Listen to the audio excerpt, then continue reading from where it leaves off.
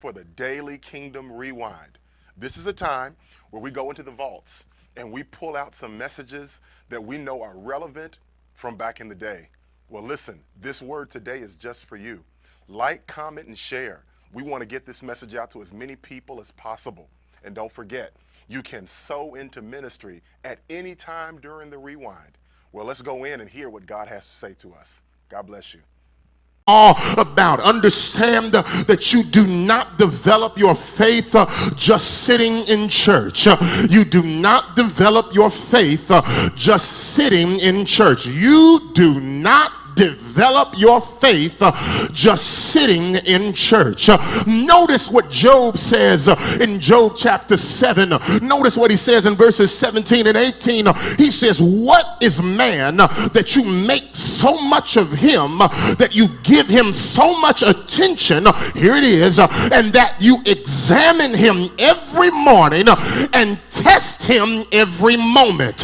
Y'all didn't want to read that.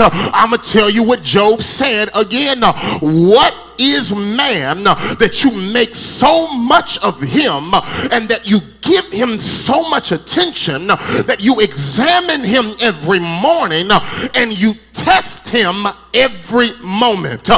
Did you realize that God is testing you every moment of your life?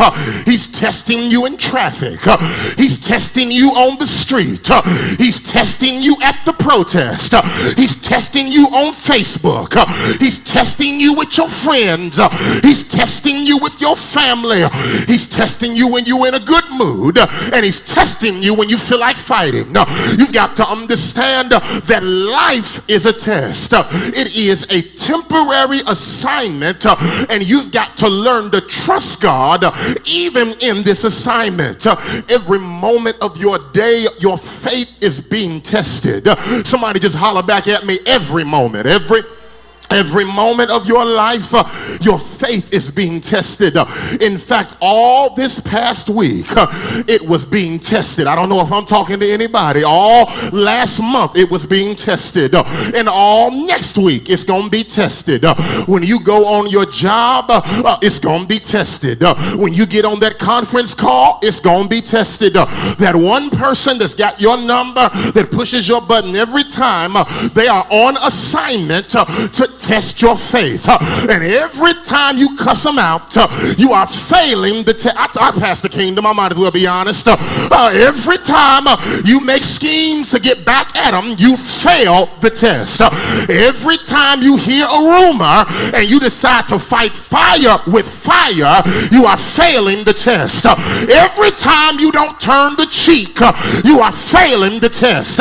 Every time you skip out on your assignment to evangelize the lost, you are failing your assignment.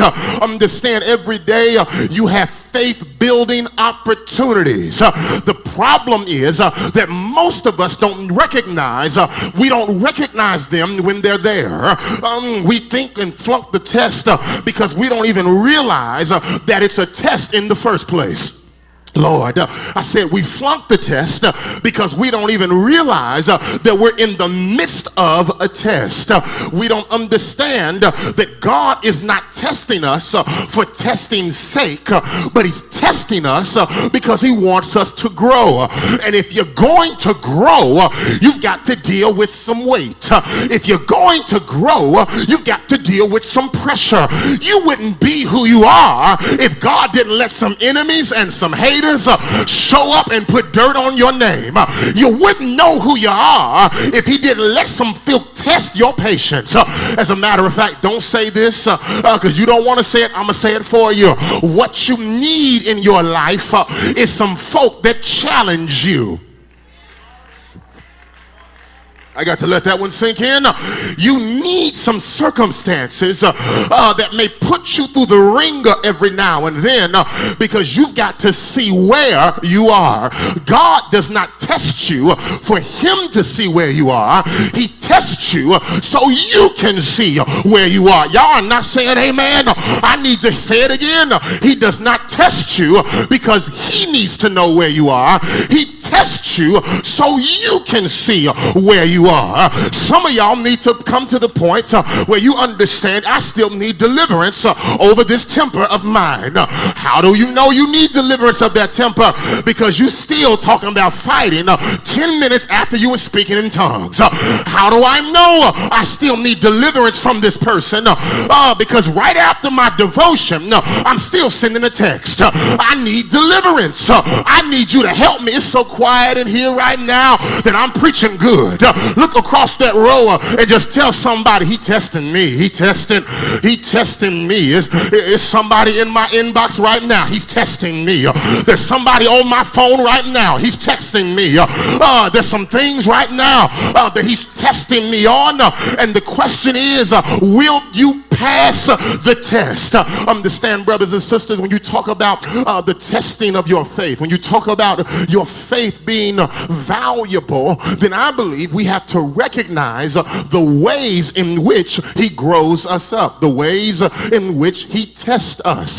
What I have found out that there are many ways in which he tests us, but there are 4 dominant ways that I have seen even in my own life that God uses these opportunities in order to test us. I'm going to give you the 4 and I'm going to get out of your way. The first thing that I have seen is that God tests our faith through difficulties. God tests our faith through difficulties. God tests our faith through difficulties. What do you mean when you say difficulties? I'm glad you asked. These are trials. These are problems. These are pressures.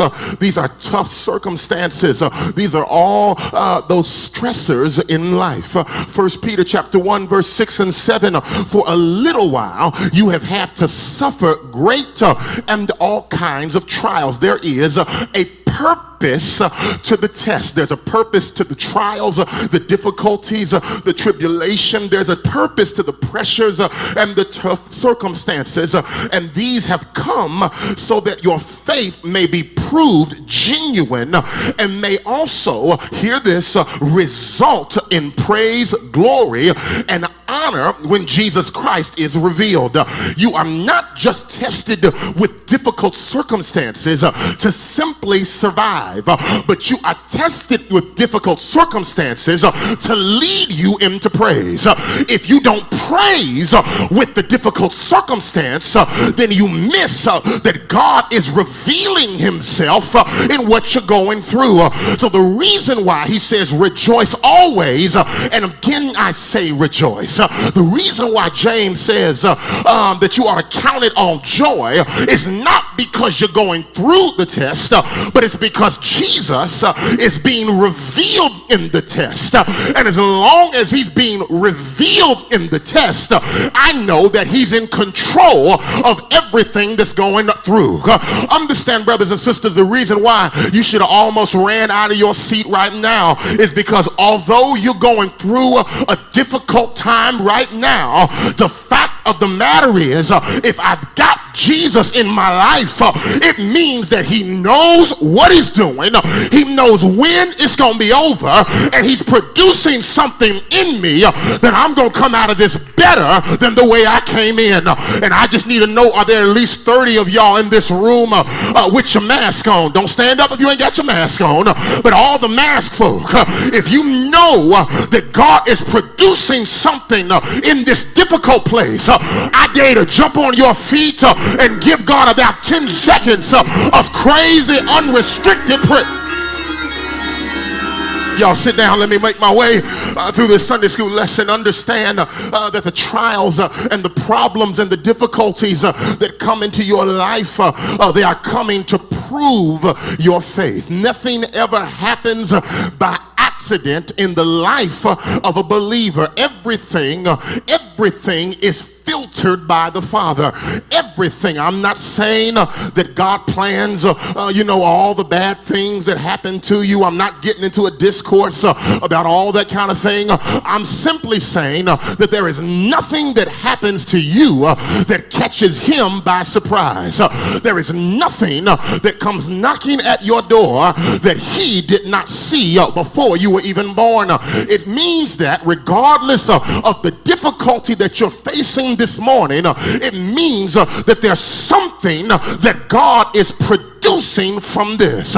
It may be on your nerves this morning. It may be testing and stretching you. But everything that's going on in your life, it is not happening by accident, but it is a part of the production plan of your faith. Understand that it's in this place that as we live in this broken world that I found out even in my life when you're talking about problems and difficulties and tough circumstances, I found out that many times they are custom made to where I am in life. I found out that they are custom made. They're custom made. That's what Jonah found out in his life, that there's nothing else to look at except the Lord. That's what he said. There's nothing else to do. He custom made this big fish just for me. I know they told you it was a whale, but understand it was not a whale. It was a great fish, more akin to a casket, and he snugly fit in there. He wasn't walking around in the belly of the whale.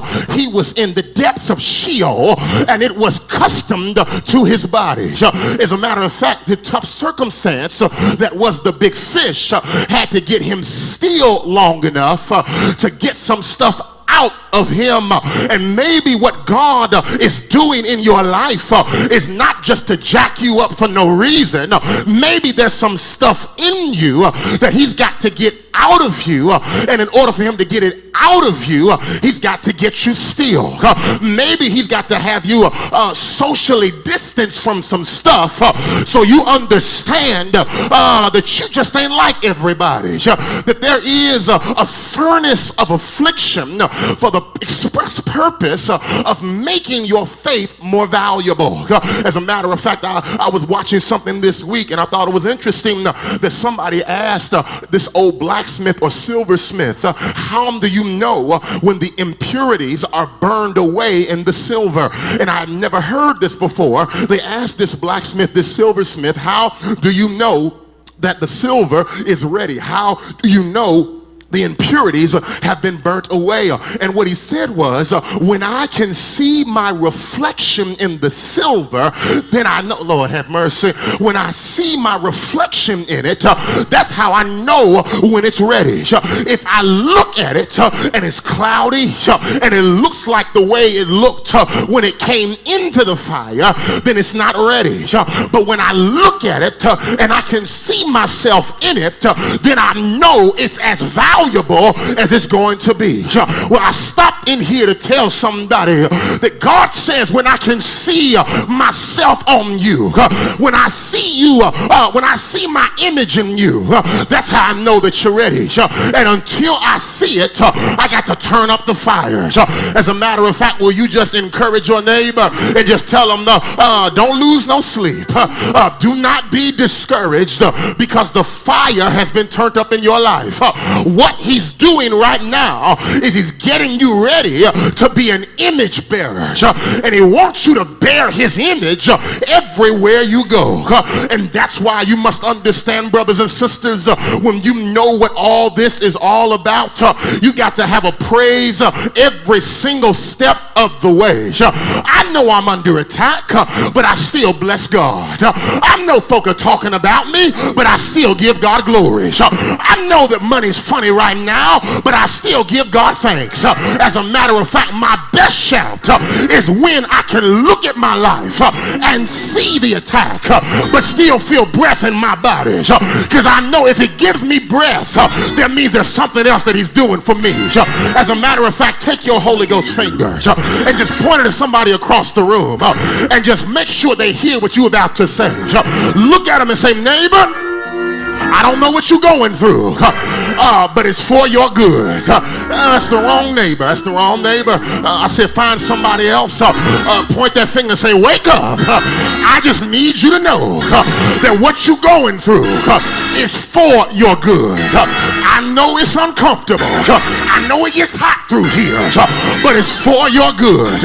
I'm almost there, Sheridan. But look at somebody for the third time and just say, I'm so glad that the the fire got turned up, because I would not have known that I got some devils that need to be pushed out of my life. I did not know it till I got uncomfortable.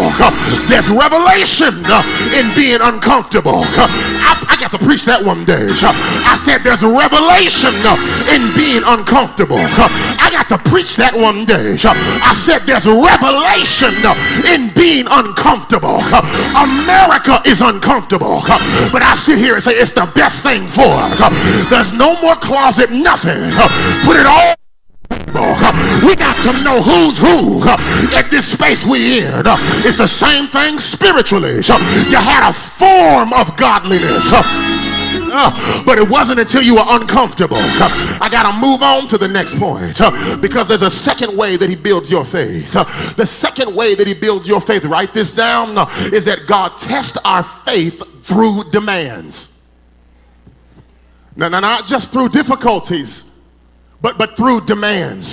He asks us to do things that are seemingly impossible. He asks us to do things that are absolutely difficult. You'll notice in the New Testament there are about 1,050 commands for believers to obey. Of all these commands, some of them seem unreasonable. Now, you're not going to say that because you're a good church person. I'll say it for you. That when you read many of the commands in the New Testament, many of them, with our westernized thinking, they seem unreasonable. But understand, brothers and sisters, that the reason why many of us call them unreasonable is because they're inconvenient. Lord, some of them seem even downright impossible. The question is, what do you do when you have an impossible command that feels like a demand? Understand that these are to test your faith. When you have a command and it seems like I can't do that, the issue is at that particular moment is, who am I going to believe? What is it that I'm going to trust? Am I going to believe what God says, or am I going to believe what I think is right to do? Because all of the promises, all of the commands are there to test us. Some of them, yes, seem simple at first, but when you look at them, it becomes demanding. When you talk about forgiveness, it's easy to forgive someone you like. Say it again. It's easy to forgive someone you like, but it's altogether different when you got to take that same demand and forgive the person you don't like. It's easy to love people you get along with, but it's altogether different when you've been commanded to love people that you cannot stand, and then it becomes unreasonable to even pray for people who have been P-R-E-Y-ing on you. How do I pray for somebody that I know is trying to take me out? How do I pray for somebody that don't even have sense enough to speak to me when they see me? It's unreasonable. But the question is not about them. It's about, do you trust God enough to forgive someone and not know if they're going to get their just desserts or not? I'm going to say what you want to say. I have a problem with forgiving because I need to see them get what they did to me. I need them. Y'all ain't saying nothing to me. The reason why it's hard for me to forgive that joker is because she put me through all that mess, and now they've got the unmitigated gall and audacity to be living their best life, and here I am dealing with the fallout of what you did to me. I ain't forgiving nothing, but what you don't understand is that forgiveness is for you. It's not about them. It's about the joy, the peace that you can have in your life. So he says on the front end, I want you to forgive while it may be unreasonable, and then put your trust in me that I know exactly what I'm doing. Just look at that person beside you and just tell them, I forgive you. I forgive you. Lord, they don't even know what you're talking about. If I, Lord, I forgive you. I forgive you. I trust that God knows exactly what he's doing. Understand that when he uses these demands, it is a way for us to obey him. I'm reminded of the children of Israel, even in the New Testament, or in the Old Testament, in Exodus chapter 16, verse number 4, where the instructions come from God that the people are to go out each day and gather enough manna for that day.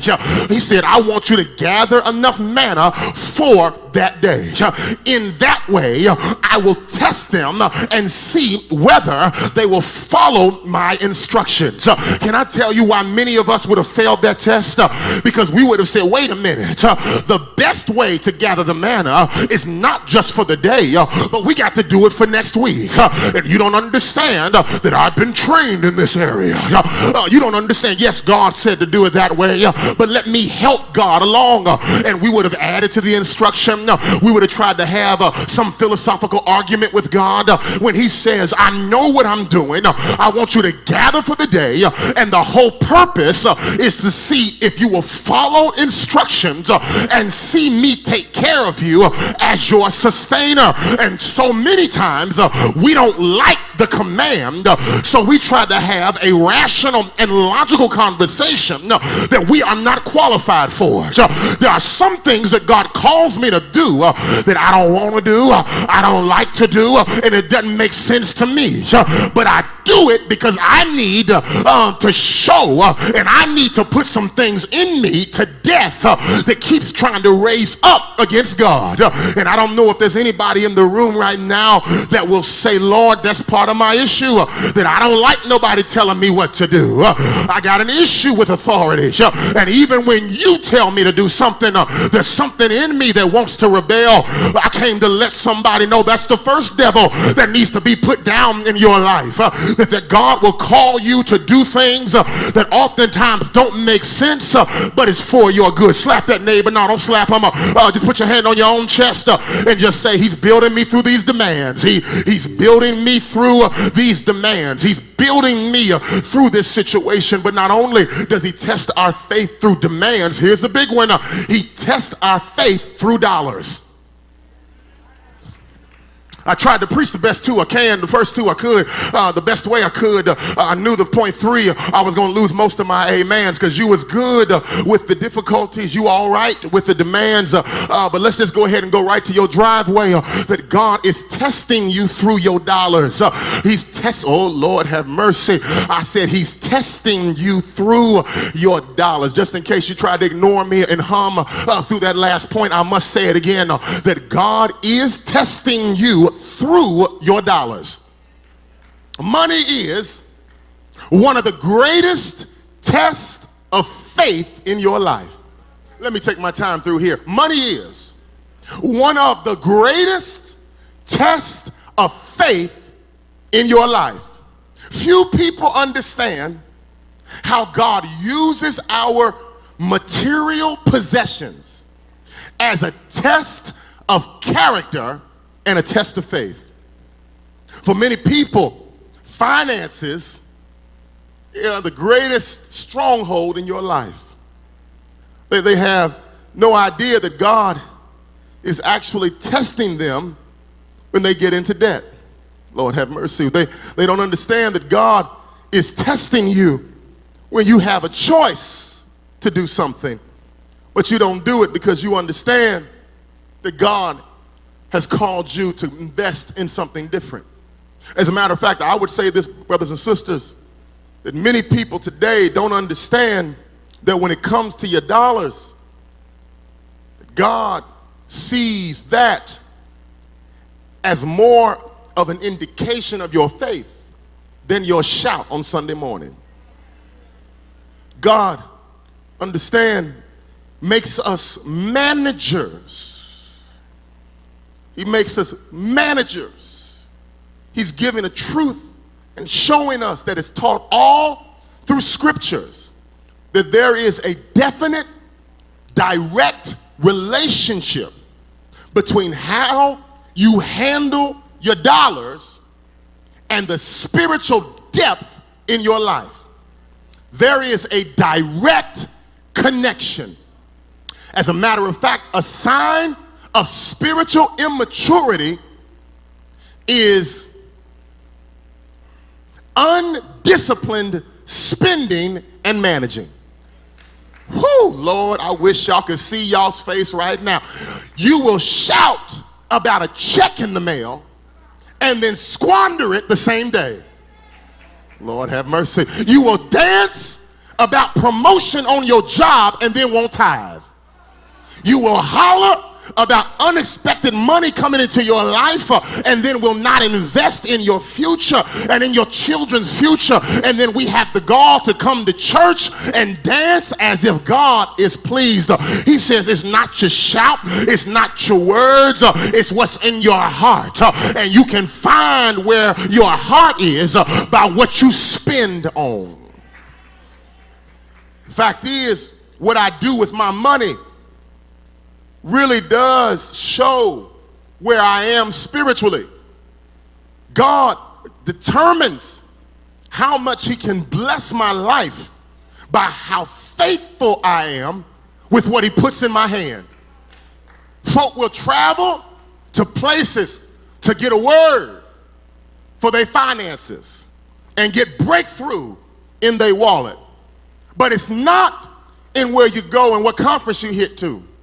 The truth is, if you want to know how to come out of poverty, hear what I'm trying to tell you. And I am not just speaking about giving in church. This is not, don't take that thing and run with it. I'm talking about the way you manage your finances.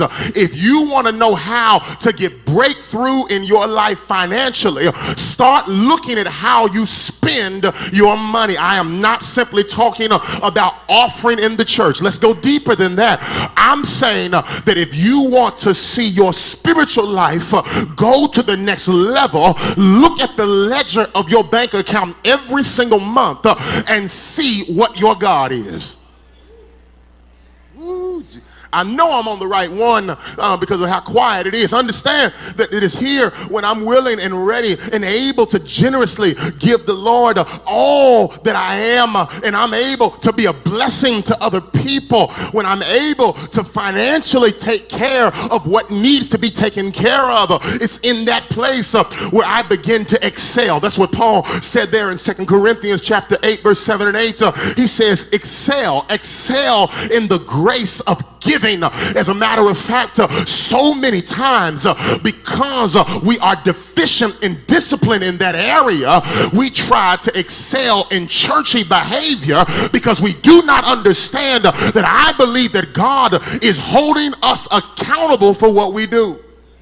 And if you talk about growing your faith, I got to say it. I'm your pastor and I've been charged to say it. I got to say it again. That if you are losing stuff every single month, it ain't the devil.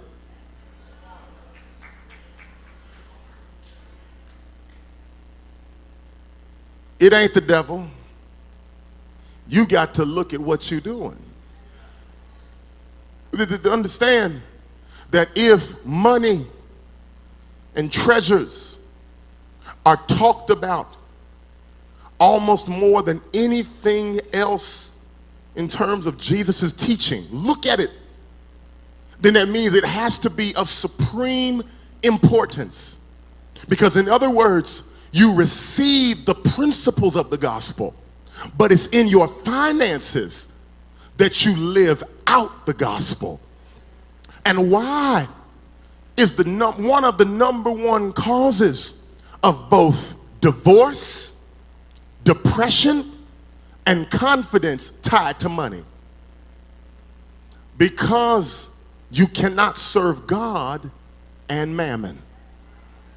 Hear me, that God wants to grow you through your dollars. I am not saying, brothers and sisters, that everybody in here is going to be a millionaire. Well, I hope that was a blessing to you. I hope you heard something that would cause you to grow in your relationship with Christ. Please remember, we love you, we thank God for you, and we're asking that you would give in this moment as we continue to do the work of ministry. God bless you and have a wonderful